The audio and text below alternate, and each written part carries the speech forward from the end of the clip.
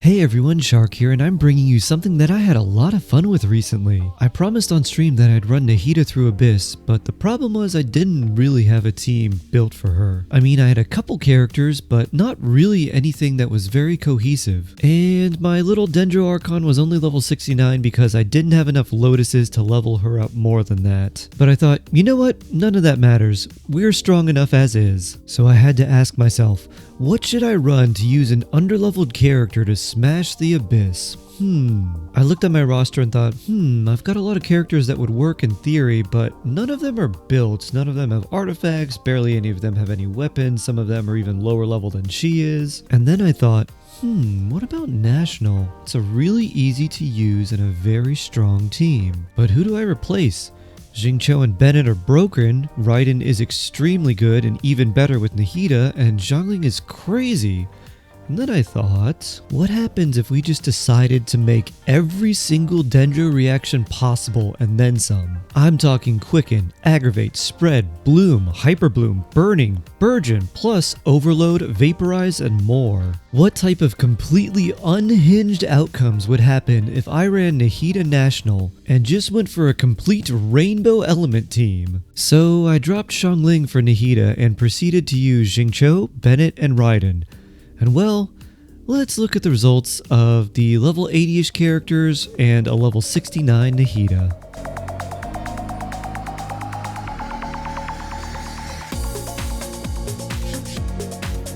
So there's a lot of reactions going on, and to be honest, I'm not really trying to focus on any one of them or even do a particular rotation. I'll typically do Nahida's skill and then sometimes her burst, or sometimes I'll do Bennett's burst after Nahida's skill because I forgot to use her burst. And then I'd use Xingqiu and sometimes switch back to Nahida to use her burst that I forgot about, and then I'd finish off with Raiden. My plan was basically to end on Raiden because she hits the hardest, and if I ended on Raiden, by that time a lot of Dendro, Pyro, and Hydro will be in play. This resulted in some combination of Burning, Bloom, Burgeon, Hyperbloom, Quicken, Aggravate, and then the occasional Overload from Raiden's skill interacting with Bennett, and a few Vaporizes from Xingqiu in between. Typically, I like to amplify a single reaction, and I tell people that's a really good way to build a very strong team is to focus on one reaction and just make it as strong as possible. But I didn't do any of that here. I looked at all the possible reactions I could make with this team and said, I'll take all of them. And the result was just a cluster ton of different colored pretty numbers going off on screen, and it was actually very effective and a lot of fun too. And I gotta admit, I played pretty bad. I didn't optimize anything, I just wanted to have fun and spam as many reactions as possible. But the great thing about Dendro teams, especially with Nahida, is that messing up rotations doesn't really feel bad and it's surprisingly easy to recover. It's often very punishing to mess up rotations with specific characters, especially if they're hyper carries, but it was really never like that here. And I'm sure there are plenty of people who could make this rotation way better and optimize the character builds to pump out insane amounts of damage. But you know, you may not even need to learn a real optimal playstyle for this type of team because it's kind of as close to mindless as you can get. Just spam all the skills and burst and then just leave Raiden to clean up.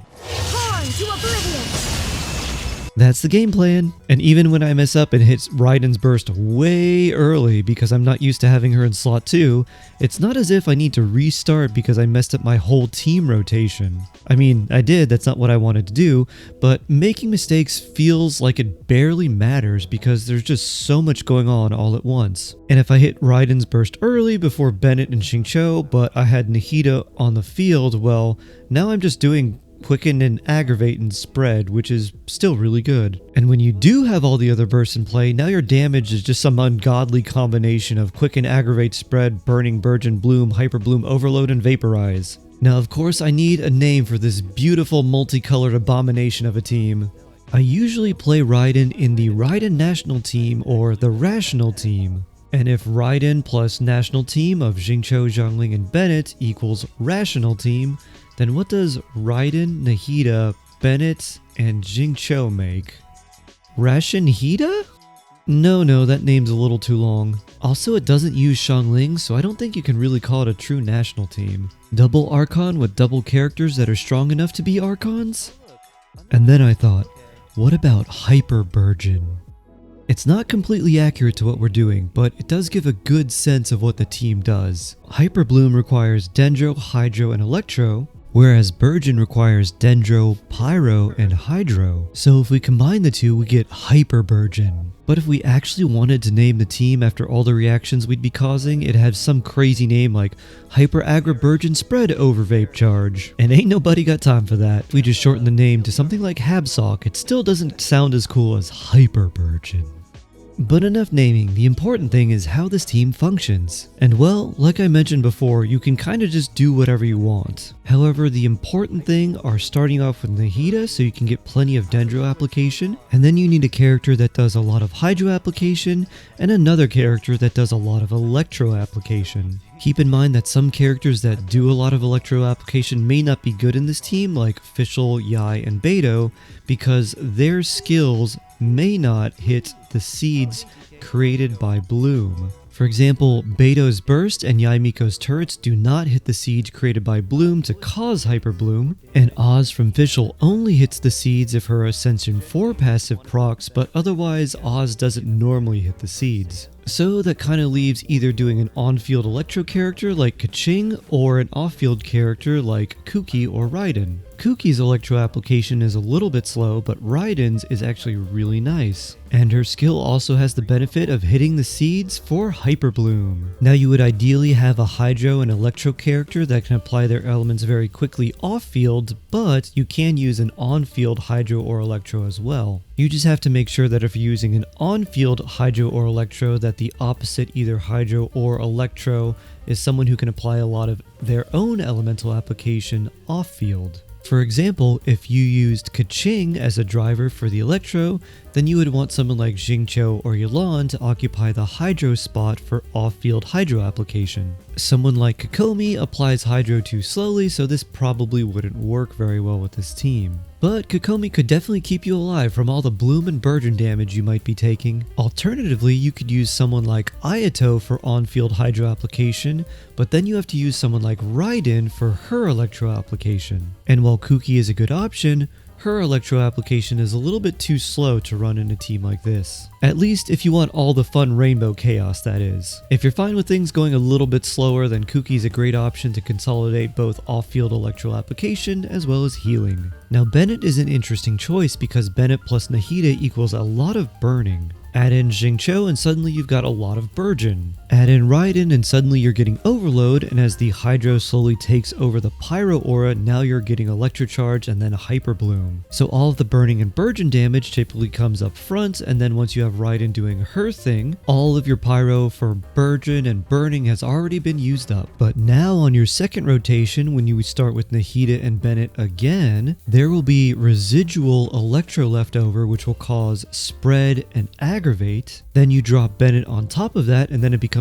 burning. And of course, during this time, Raiden's skill is still proccing, which means you're doing Overload. And then you add Xingqiu in again, and suddenly you're getting Vaporize, Bloom, Burgeon, as well as some Electro-Charge and even Hyperbloom. And then you bring Raiden back and we get even more Hyperbloom. This team is just an absolute massive chaos that just works. And if you wanted even more consistent Pyro application, and if you needed to free a Bennett for the other side of the Abyss, you could even use someone like Toma. EM Toma with EM Raiden, with one of them rocking a 4-piece Gilded Dream set, would actually be really good in this team. But I was lazy and didn't want to build that, though after seeing this, now I kinda do. My intention going in with this team was that it would be a meme and I'm just using a bunch of strong characters that can do things off field, but I was really surprised at how well it worked. And the lesson here is that Dendro just enables so many cool team compositions that just kind of end up working pretty well. So feel free, have fun, and experiment. And if you have a fun team suggestion with Dendro, let me know in the comments below. I've tried Reverse Melt Ganyu with Dendro, Super Burning Xiangling, Quadracon 4 Archon team, Fridge Morgana, and a bunch of other ridiculous and fun team combinations. I've been having a ton of fun with my first good Dendro character.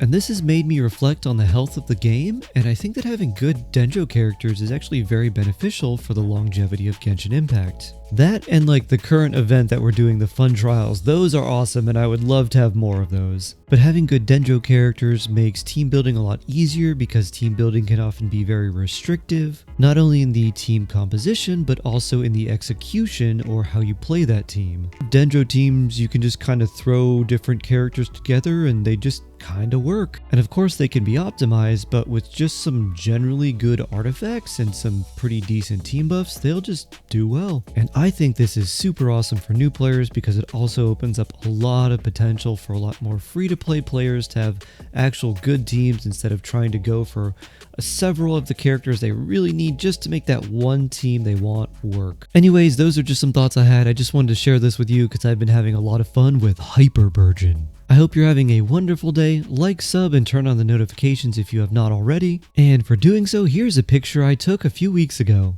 That'll be it for this video, everyone. Take care. I love you guys. Have a wonderful day. Stay jawsome. May order guide you, and I'll see you in the next one. Boop. This may hurt a little. Yeah, this may hurt a little. Do-do-do-do-do-do-do.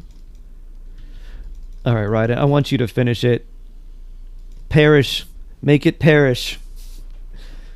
Yeah, TLDR Nahida strong. Even at level 69, with level 6 talent, she was contributing a lot to that team just by having the Hyperbloom, the Burgeon, I don't know what's going on, but everything's kind of exploding around me, and I like it. I make the Abyss look so easy. I've done it a lot. That's probably why. Do do do do do do do do do do. Woo!